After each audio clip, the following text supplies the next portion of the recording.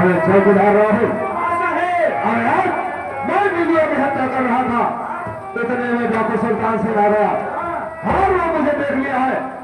अबे वो तो मेरे पीछे पहुंच चुका है। पीछे पड़ गया है। हाँ नौकरी पे आइए। अरे नौकरी की बात छोड़ हमारे जान जोखिम में है। एक काम कर मैं चल रहा हूँ थाने में बैठकर आराम करूंगा।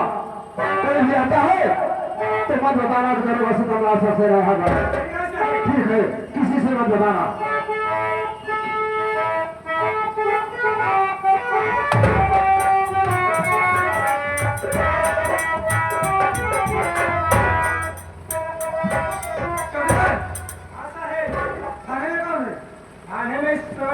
इंस्पेक्टर सीताराम सक्सेना जी हैं।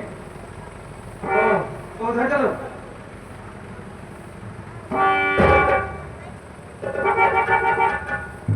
इन्हें देखिए ड्यूटी कर रहे हैं। आराम से थाने में बैठकर सो रहे हैं। अरे ओ दरोगा सीताराम सक्सेना। आइए सर बैठिए। मैं यहाँ बैठने नहीं आया हूँ। क्या बात है सर? मेरी बात सुनो मैं तुमसे कुछ कहना चाह रहा हूँ।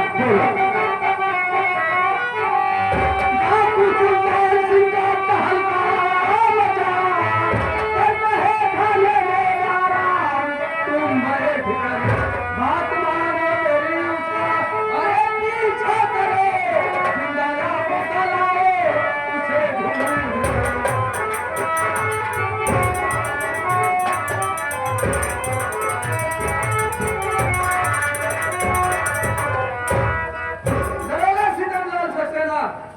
मैं देख रहा हूँ कि थाने में बैठकर आराम से सो रहे हो। डॉक्टर सुल्तान सिंह जहां का मजा रखा है। मेरी बात मानो उसका पीछा करो और उसे गिरफ्तार करके मेरे हवाले करो। सर मेरी बात सुनिए। बोलो। आपसे मेरी विनती है साहब यही 24 घंटे की मोहलत मुझे दीजिए। डाकू सुल्तान सिंह को पकड़ लाऊंगा। मेरी बातों पर विश्वास अब कीजिए।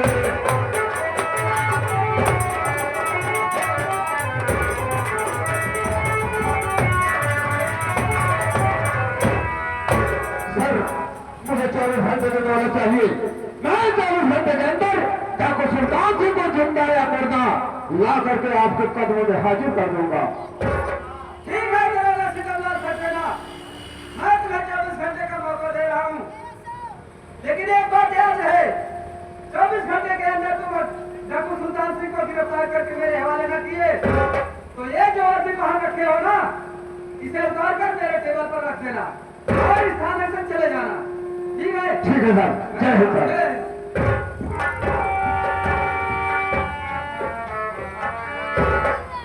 चौकीदार साहेब मामला तो फंस गया है। फंस गया मामला। उधर सुल्तान सिंह मेरे पीछे पड़ा हुआ है और इधर एसपी साहब का आदेश है कि सुल्तान सिंह को गिरफ्तार करना है। हे बाबा मैं उसे गिरफ्तार करने जाऊंगा तो मुझे जिंदा छोड़ेगा? कोई बात का था पाए चाप मार जाए कि डालेगा जिंदा नहीं छोड़ेगा। तो निकलने का कोई रास्ता बता दे। है कोई रास्ता? हाँ निकले के कई रास्ता बा। कौन रास्ता है? वही रास्ता बा जौनी की आई है वही चला। साले पागल तुझे मजाक सूझिए यहाँ जान जोखिम में पड़ी है। देख मैं उसे गिरफ्तार करने नहीं आऊंगा। सामने जो झाड़ी दिखाई दे रही है चल उसी झाड़ी में छुप जाते हैं। 1 हफ्ते तक उसी झाड़ी में छुपे रहेंगे।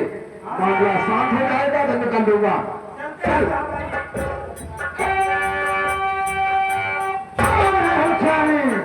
कहाँ भाग कर जाओगे? हमारी पंतों की गोले ज्यादा नहीं भाग पाओगे। अरे सीताराम चल चल इधर। अबे राहुल कुर्सी लगा चाय ला नमकीन ला बिस्कुट ला मीठा ला फल फूल ला। उनकी सेवा कर हमें सरदार सुल्तान सिंह आए हैं। अरे सीताराम तेरी सेवा की मुझे कोई जरूरत नहीं है क्योंकि तुमसे पुराना हिसाब किताब चुकता करना है। पुराना हिसाब किताब अभी सुल्तान सिंह तुमसे हमारी क्या दुश्मनी है जो तुम पुराना हिसाब किताब चुकता करना चाहते हो? दुश्मनी है सीताराम दुश्मनी है। इतनी जल्दी भूल गए सुल्तान सिंह? आखिर क्या दुश्मनी है? मैं कुछ समझा नहीं। समझ जाओगे जिसे तो बाबा सुल्तान से कह रहा है ना, दरअसल मेरा नाम सुल्तान से नहीं है। क्या नाम है? मेरा नाम चमन कुमार उर्फ को सुल्तान। अब तो याद आ गया होगा तुझे चमन कुमार, लेकिन तुम डाकू कैसे बन गए? अदालत तेरी। चमन कुमार तो सीधा साधा इंसान था, लेकिन तेरी बदौलत चमन कुमार आपका गोला डाकू सुल्तान सिंह बन गया। तो सिर्फ तेरी बदौलत। आज तो नहीं बोलेगा, सिर्फ मैं बोलूंगा। ये बता, मेरी पत्नी आरती की हत्या किसने किया और मुझे निर्दोष जेल किसने भेजा? कौन सा? चमन कुमार, तुम्हारी पत्नी आरती की हत्या, इसके विषय में मुझे कुछ नहीं मालूम है। लगता है तेरा दिमाग गड़बड़ हो गया है। तेरे दिमाग का ऑपरेशन करना बहुत जरूरी है।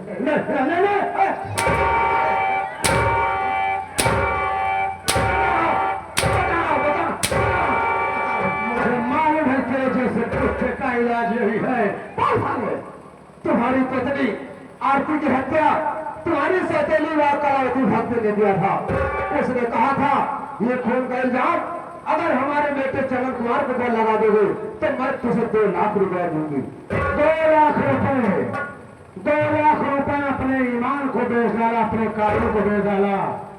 दौलत खिलाची कुत्ते साले, अगर तुझे 4 लाख मिले तो अपनी मां बहन भी कर सकता है। और सितमलाल, तेरी मां बहन की क्या कीमत है? मैं तुझे 4 लाख दूंगा।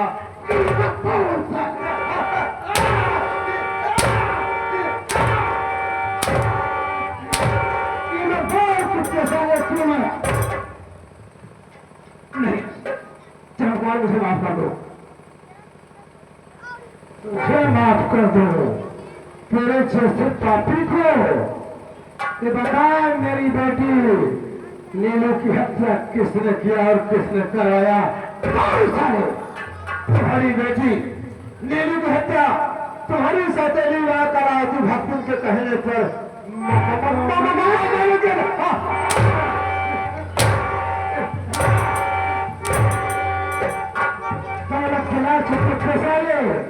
और तेरे जैसे छनगद्दार सिपाहियों को देन है कि पुलिस डिपार्टमेंट बदनाम हो चुका है। गधे के पीठ पर एक घोड़े के जीन अच्छे नहीं लगती। बरखुरदार, वादी उतार सारे वादी।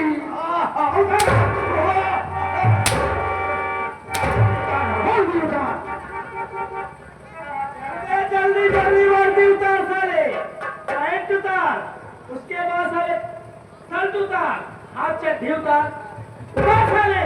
पहले ही बता दे, साइकिल कहाँ पे मुसहरा भोसड़ी वाले कहाँ बा? ऐसे सारे बड़े साहब दिखाओ तो चपा चपही तो हर पकड़ बाज है क्या मुझे रोक गई।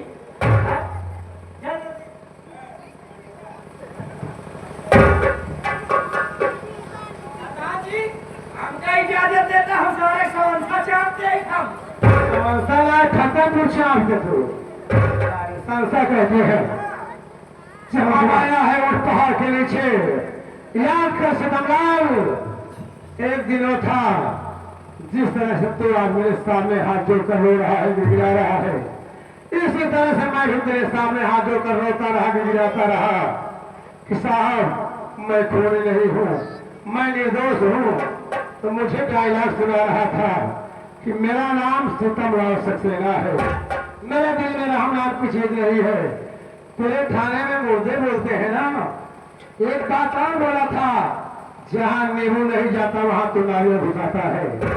आज तेरी जादूगरी मैं देखना चाहता हूँ, मुझे नारियल घुसा के दिखा।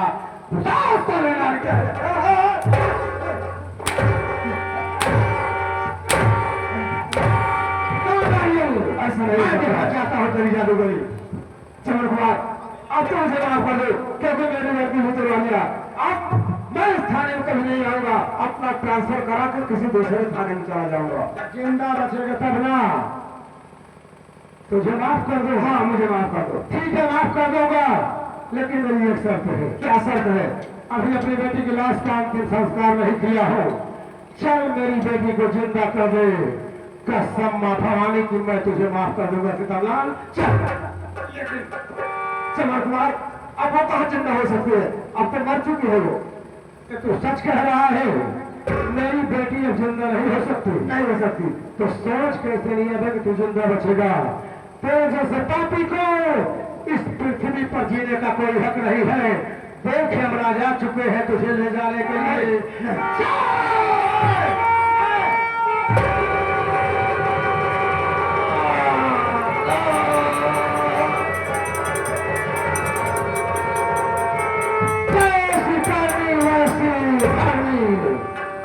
आज मेरी बेटी की आत्मा को थोड़ी सी शांति मिल गई होगी। अब यहां से चलता हो, अभी तक कलावतियां बाकी है। जय महारानी।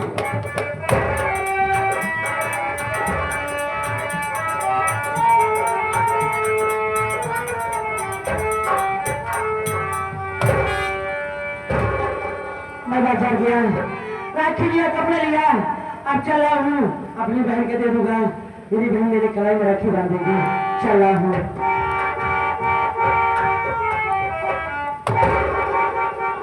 या भगवान, मैं किसी का बहन बैठा थोड़ा था, यहाँ तो खोल के छुट्टी। नहीं नहीं, मेरी दीदी खो गई सकता। मैं दीदी दीदी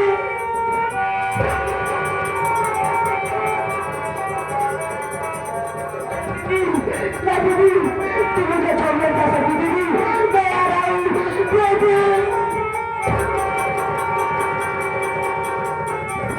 मैं आ रहा हूँ दीदी।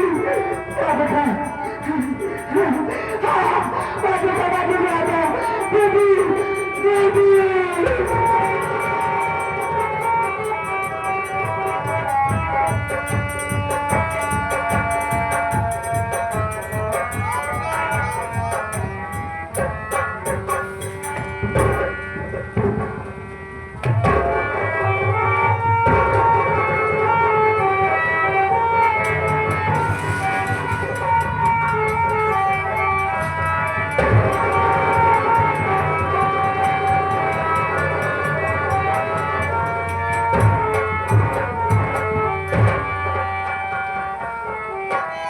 या परमात्मा, आज मैं कैसा बदनसीब बाप हूँ कि जिस बेटी के लिए दिल में अरमान सजा कर रखा था कि एक दिन अपनी बेटी के बारात अपने दरवाजे पर धूमधाम से बुलाऊंगा और उससे दुल्हन बनाकर डोली में बिठाकर इसकी डोली अपने कंधे से उठाकर इसके ससुराल पहुंचाऊंगा। आज उसी बेटी की लाश इन्हीं कंधे से लाकर इस शमशान घाट पर जलाने आया हूँ। एक दिन देखने से पहले मैं मर क्यों नहीं गया परमात्मा, मर क्यों नहीं गया? मुझे पापा कहकर गले से लग जा बेटी। वर्षों से पापा शब्द सुनने के लिए मेरे कान तरस गए हैं।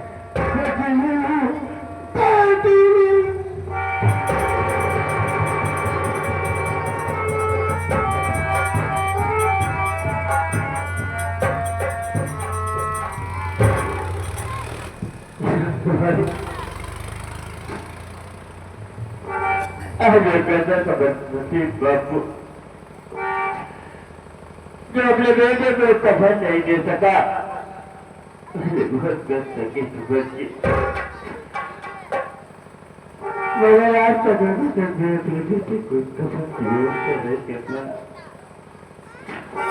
ये सरदार घाट में पहुंच गया हो, मेरे बच्चे की नाक को यही दफा करूंगा। तेरा एहसान है मालिक।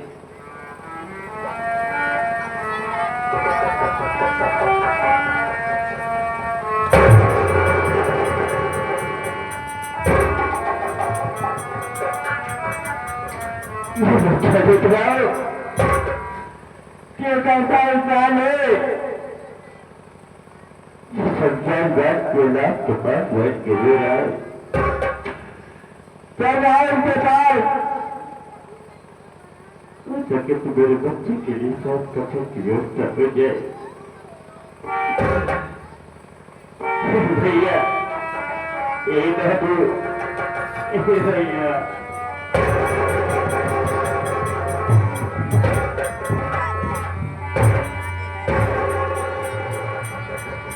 तो कैसा इंसान है, क्या तुझे मालूम नहीं कि ये शमशान घाट है और शमशान घाट पर मासूम बच्चे को लेकर आया है।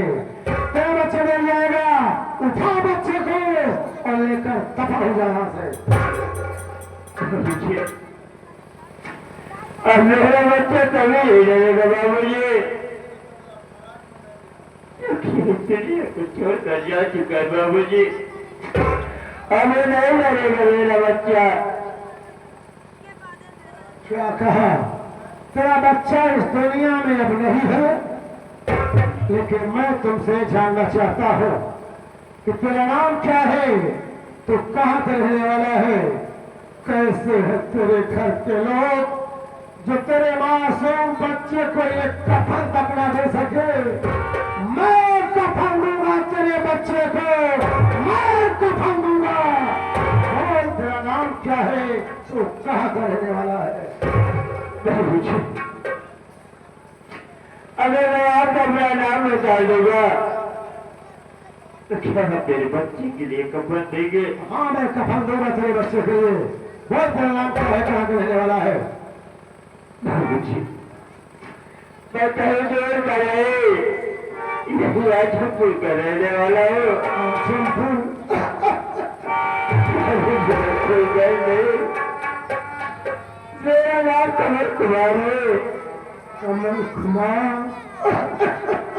और हमारे बड़े रहने पे इनका नाम कमल कुमार है। और आज अपने पत्नी के खून के इल्जाम पे जेल में है।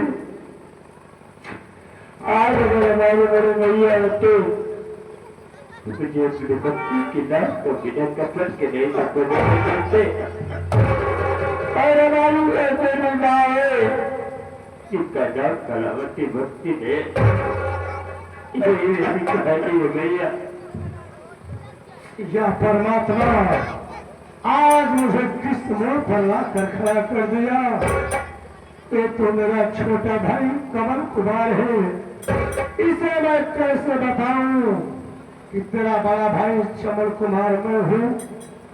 अरे मुन्ना कमल, मुझे गौर से देख, मैं कोई गैर नहीं है, मैं कोई गैर नहीं, तेरा बदनसीब भाई चमल कुमार मैं हूँ। तुझे गले से लगाऊं,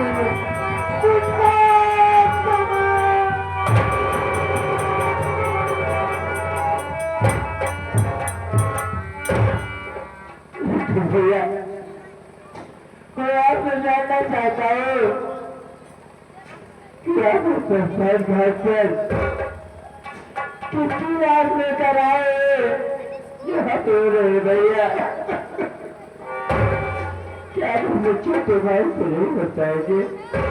मुन्ना कमल, ये कोई घर नहीं है, ये कोई घर नहीं है जिसके लिए तू रात दिन में सपने सजा के रखता था।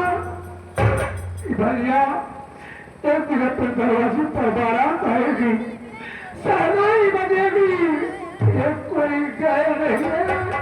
तेरी भतीजी, तेरी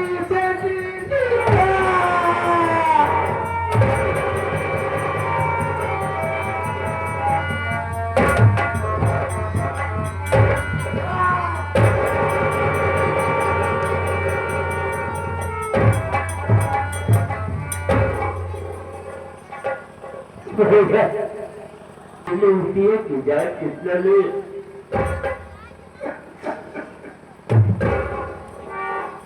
मुन्ना कमल, बेटी लुकमाने में सारा हाथ अपनी सौतेली मां कलावती भक्ति का है, लेकिन समाने वाला और कमीना करेगा सितमला सक्सेना है जिसे मैं मौत के घाट ला दिया। मुन्ना, लेकिन मैं तुमसे जानना चाहता हूँ कि तेरा मासूम बच्चा कैसे मरा? तेरा बीमार था, बोल दे भाई, बच्चे की मौत कैसे हुई मुन्ना? भैया तेरा नाम से बच्चा बीमार नहीं था। आप बोल रहे हो कि कल ये बिटिया की जात कोई जान लो नहीं, कलावती डॉक्टर ने लिया है तो आज मुझे विश्वास हो गया भैया कि मेरे बच्चे की जान किसी और ने नहीं, अपनी सौतेली माँ कलावती बच्चे ले लिया है जिसके खून के इल्जाम में मैंने अपनी पत्नी को बार बार तो पुलिस के हवाले कर दिया भैया। क्या कहा मुन्ना कमल?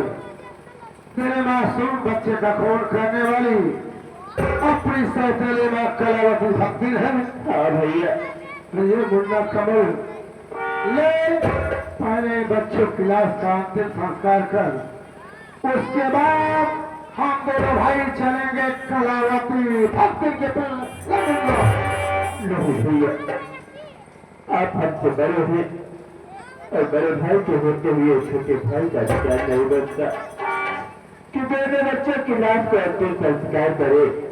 आप हमसे बड़े हैं, आप कीजिए भैया दोनों बच्चों की लाश का अंतिम संस्कार। ठीक है मुन्ना कमल, यदि तू चाहता है कि बच्चों की लाश का अंतिम संस्कार मैं करूं तो मैं ही करूंगा मुन्ना, मैं ही करूंगा। अरे मुन्ना, आज तो कितना खुश नसीब है रे, तो बहुत खुश नसीब है। भाई बहन एक साथ जी तो ना सके, लेकिन आज एक साथ एक कफन में चिता पर जलने जा रहे हो। तू बहुत खुश नसीब है रे, तू बहुत खुश नसीब है।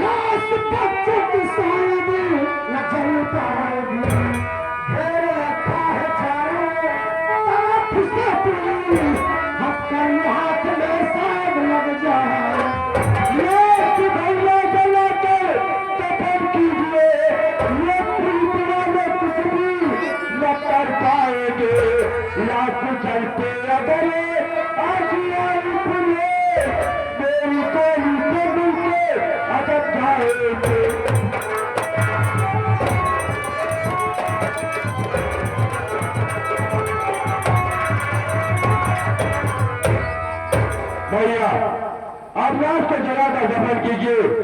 अगर आज लाश चलते हुए पुलिस आई तो सीधा मेरी गोली से मिल के अटक जाएंगे। भैया आप लाश को जगह का दफन कीजिए। मुन्ना कमल तो कानून को हाथ मिलेगा नहीं मुन्ना, कानून का बागी मैं हूं। मैं नहीं चाहता जिस भाई के हाथ में कलम पकड़ाया आज उसके हाथ में बंदूक है। नहीं मुन्ना, ला बंदूक मुझे दे, पुलिस को मैं संभालता हूँ और ले जाए बच्चों की लाश का अंतिम संस्कार कर। नहीं भैया आप हमसे बड़े हैं, आप दोनों बच्चों की लाश को जलाकर अंतिम संस्कार कीजिए। आज मैं देखता हूँ पुलिस वाले कैसे आते हैं। अगर वो लाश जलते समय पुलिस वाले आए तो सीधा मेरी गोली से मिल के अटक जाए। भैया मुन्ना कमल अभी तो नादान है, तुझे क्या मालूम कि पुलिस वालों से कैसे निकला जा सकता है। इसलिए झुकना कर ला बंदूक मुझे दे, पुलिस को मैं संभालता हूँ और ले जाए बच्चों की लाश का अंतिम संस्कार कर। अभी तेरा बड़ा भाई चमन कुमार इतना कमजोर नहीं है मुन्ना, अभी तो 100 पुलिस पर मैं अकेला भाई हूँ।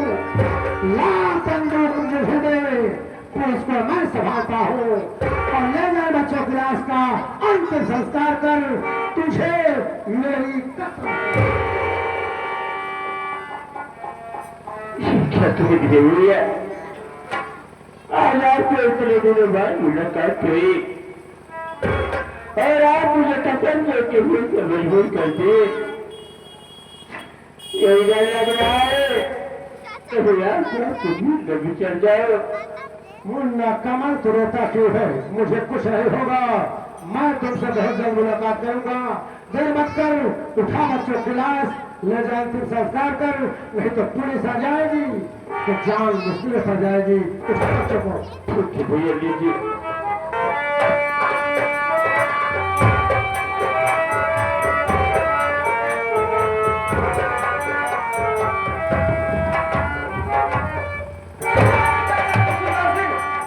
भागने की कोशिश की है तो गोली मार दूंगा। वाह एसपी साहब, वाह, साजा खुल गए। ए सुल्तान से कोई भेड़ बकरी का बच्चा नहीं, तलवार पकड़ करके हलाल कर दिया। सुल्तान से को गिरफ्तार करने के लिए लोहे के हाथ चाहिए, लोहे का। मेरे मानो, जैसे आए हो वैसे मुड़कर चले जाओ, नहीं तो गोलियों से भूल जाओगे।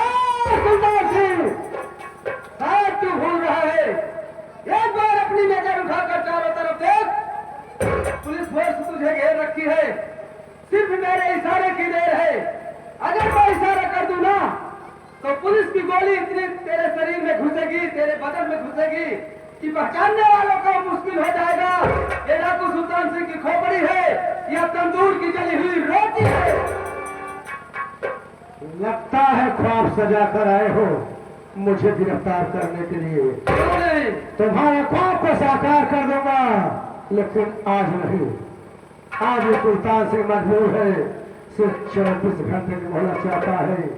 24 घंटे के अंदर इस सुल्तान सिंह खुद अपने कदमों से चलकर आपके थाने में आत्मसमर्पण कर देगा। वाह वाह सुल्तान सिंह, वाह। जिस डाकू सुल्तान सिंह को पकड़ने के लिए पुलिस की, प्रशासन की सारी पुलिस परेशान थी, आज जो डाकू सुल्तान सिंह मेरे हाथ लगा है तो मुझसे 24 घंटे का मौका मांग रहा है। अरे मैं तुम पर कैसे विश्वास कर लूं, क्योंकि तुम कानून के बागी हो। तुम पर कैसे भरोसा करूं कि तुम्हें 24 घंटे का मौका दूं और 24 घंटे के बाद तुम अपने आप को कानून के हवाले कर दोगे। भरोसा दिलों का विश्वास होता है साहब, आप भरोसा करके देखो। सिर्फ 24 घंटे के अंदर इस सुल्तान सिंह खुद कानून को आत्मसमर्पण कर देगा। तो ठीक है सुल्तान सिंह, मैं तुम्हें 24 घंटे का मौका दे रहा हूं, लेकिन ये मत समझना कि शेखर एसपी तुम्हें 24 घंटे का मौका दे रहा है। नहीं, मैं एक इंसानियत के नाते तुम्हें 24 घंटे का मौका दे रहा हूं, क्योंकि तुम्हारी बातों में मुझे दम दिखाई दे रहा है। जाओ।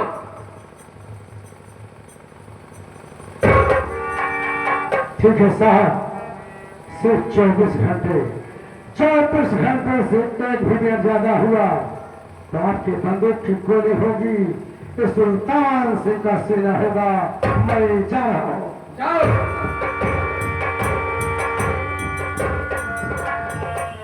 साहब, बोलो चौकीदार। जिस सुल्तान सिंह को आप वर्षों से तलाश कर रहे थे, वही सुल्तान सिंह आपके सामने आया, आप उसे छोड़ दिए। बात क्या है साहब?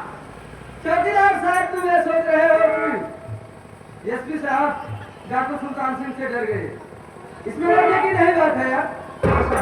डाकू सुल्तान सिंह के यहाँ से जाने से पहले मैं पुलिस को फोन कर दिया था कि डाकू सुल्तान सिंह जा रहा है, इसके पीछे लग जाओ।